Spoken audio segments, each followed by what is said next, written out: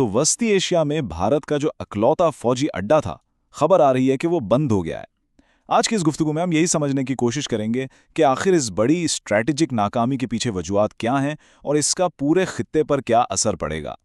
जी हाँ, 25 साल, एक चौथाई सदी, इतने लंबे अरसे तक वस्ती एशिया में अपनी मौजूदगी रखने के बाद ताजिकिस्तान में भारत का ये जो एनी एयर बेस था, अब कहा जा रहा है कि वो बंद हो चुका है।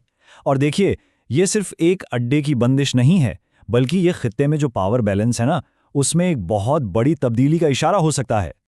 तो सबसे बड़ा सवाल यही उठता है कि आखिर भारत ने अपना इतना अहम स्ट्रैटेजिक असासा, अपना ये बेस क्यों छोड़ दिया? ऐसा क्या हुआ? आइए जरा इन दावों को खंगालते हैं जो इस बड़े फैसले के पीछे की कहानी बताते हैं।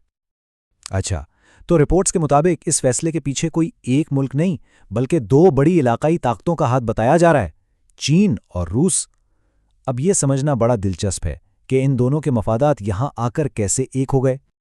तो देखें, यहां चीन और रूस के मफादात बिल्कुल एक हो गए। एक तरफ था चीन, जो अपनी सरहद के इतने करीब भारत की बढ़ती हुई फौजी मौजूदगी से बिल्कुल खुश नहीं था, और दूसरी तरफ है रूस, जिसकी ये एक तरह से गैर एलानिया पॉलिसी है कि भाई उसके बैकयार्ड में, यानी उसके पड़ोस में, कोई भी ऐसी बाहर की ताकत काम नहीं करेगी जिसके मगरबी मुमालिक से करीबी ताल्लुकात हों। और इसी बात पर दिफाई तज्जियाकार कर्नल रिटायर्ड आबिद लतीफ़ मजीद रोशनी डालते हैं। वो कहते हैं कि यह रूस की मर्जी के बगैर हो ही नहीं सकता था, और मेरा मानना है कि यह हुआ चीन के कहने पर। मतलब साफ अल्फाज में यह एक जॉइंट मूव था, एक मुश्तरका इकदाम। तो आखिर मॉस्को और बीजिंग को खतरा क्या महसूस हुआ? बात यह है कि रिपोर्ट्स के मुताबिक भारत इस एयरबेस पर काफ़ी तेज़ी से काम कर रहा था। रनवे को बड़ा किया जा रहा था, वहां लड़ाका तैयारे रखने की गुंजाइश बनाई जा रही थी, बड़े बड़े ट्रांसपोर्ट तैयारों की आमदोरफ्त बढ़ गई थी, यहां तक कि तामीराती तंजीमें भी वहां पहुंच गई थीं। ये सारी चीज़ें मिलकर एक ही इशारा दे रही थी कि भारत के इरादे शायद सिर्फ दिफा तक महदूद नहीं हैं। तो इस सारे दबाव का नतीजा क्या निकला? भारत को उसकी क्या कीमत चुकानी पड़ी? रिपोर्ट्स के मुताबिक ये सिर्फ एक बेस का हाथ से जाना नहीं है, बल्कि ये भारत के एक बहुत ही अहम फौजी मंसूबे पर पानी फेरने के बराबर है। और ये मंसूबा जुड़ा है भारत के टू फ्रंट वॉर डॉक्ट्राइन से। ये क्या है? ये वो हिकमत अमली है जिसमें भारत बेवक्त पाकिस्तान और चीन, यानी दोनों महाजों पर जंग की तैयारी करता है। लेकिन दिलचस्प बात यह है कि रिपोर्ट में कुछ तज्जियाकारों का ये भी मानना है कि ये कोई स्ट्रैटेजिक नज़रिया कम और भारत का अपना पैदा किया हुआ खौफ ज़्यादा है। सोचें कि ये एयरबेस भारत के लिए एक शतरंज की बिसात पर एक बहुत अहम मोहरी की तरह था।